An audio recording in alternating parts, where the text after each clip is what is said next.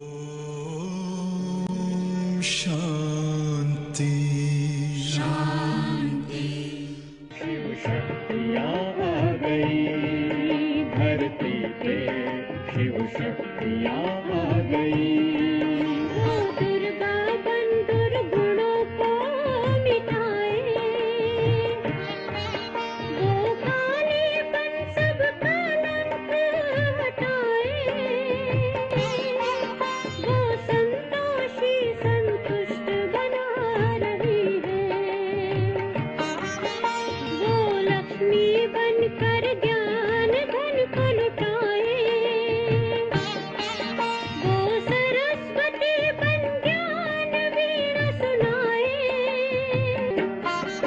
शिव शक्तियाँ आ गई धरती पे, शिव शक्तियाँ आ गई। नमस्कार। नवरात्रि के इस शुभ अवसर पर आप सबका बहुत बहुत स्वागत करते हैं। आज इस मंच पर हम नव दुर्गा के बारे में बात करेंगे। नव दुर्गा यानी कि उस शक्ति के 9 रूप।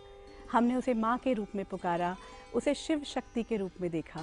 अपने जीवन के हर कल्प में, हर कार्य में हमने उसे पुकार कर अपने जीवन को बेहतर बनाने का प्रयत्न किया।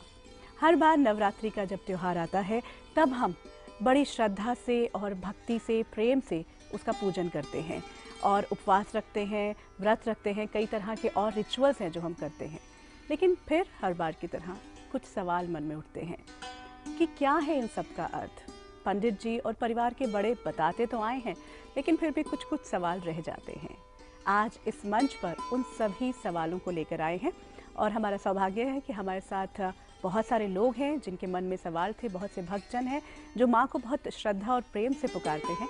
अपने सवालों के साथ, आप सबके सवालों के साथ हमारे बीच, और इन सभी सवालों का जवाब देने के लिए आज हमारा सौभाग्य हमारे साथ हैं बहुत सीनियर ब्रह्मा कुमार ब्रदर ब्रिजमोहन भाई साहब। भाई साहब, आपका बहुत बहुत स्वागत। ओम शांति। ओम शांति। और आज हमारे साथ एक और ऐसी बहन है जिन्होंने भक्ति के भी हर एस्पेक्ट को समझा और ज्ञान के आधार पर आज हमारे साथ शेयर करेंगे। हमारे साथ बहुत सीनियर ब्रह्मा कुमारी बहन शांति दीदी हैं। शांति दीदी, आपका बहुत बहुत स्वागत। ओम शांति।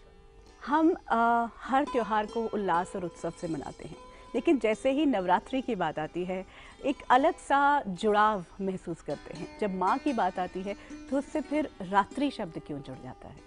यहाँ रात्रि शब्द आप समझ सकते हैं कि ये दिन और रात वाली रात का नहीं है।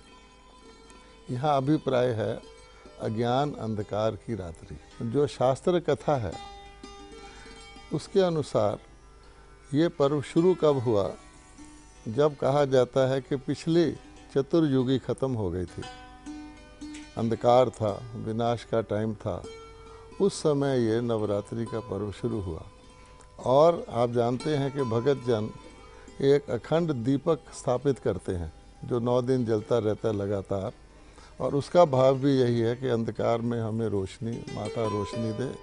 तो आज हम देखें तो हम सबके मन में भी ऐसे मन भटकता है और मन में उलझन है, परेशानी है, तो अज्ञानता के अंधकार के कारण ही है। तो इसीलिए ये नवरात्रि का पर्व मनाया जाता है, या देवियों के पूजन के साथ रात्रि शब्द का है। इसका अर्थ यही है कि हमें इस अज्ञानता के अंधकार से परमात्मा शिव जो ज्ञान सूर्य हैं, वो इन देवियों के द्वारा, कन्याओं के द्वारा, माताओं के द्वारा जो ज्ञान देते हैं, तो उससे हमारी आत्मा की ज्योति जगती है और हमें प्रकाश मिलता है। आप सबके पास पहुंचते हैं सवाल आपके। जी, कोई पूछना चाहिए? ये अष्टभुजाएं जो हम कहते हैं, अष्टभुजाएं हैं और उसमें 8 वेपन्स हैं या और दूसरी चीज़ें हैं, तो उनकी सिग्निफिकेंस एक समाज में फैले हुए जो भ्रष्टाचार या दूसरे इविल्स हैं और उनके सॉल्यूशन, इनके अलावा भी कुछ और है? कृपया मार्गदर्शन करें। ये वास्तव में ये अष्ट शक्तियों का प्रतीक है, क्योंकि ये तो हम समझ सकते हैं कि किसी भी साधारण मनुष्य या स्त्री के भी, नर या नारी की 8 भुजाएं नहीं हो सकती हैं, लेकिन ये सिंबॉलिक है।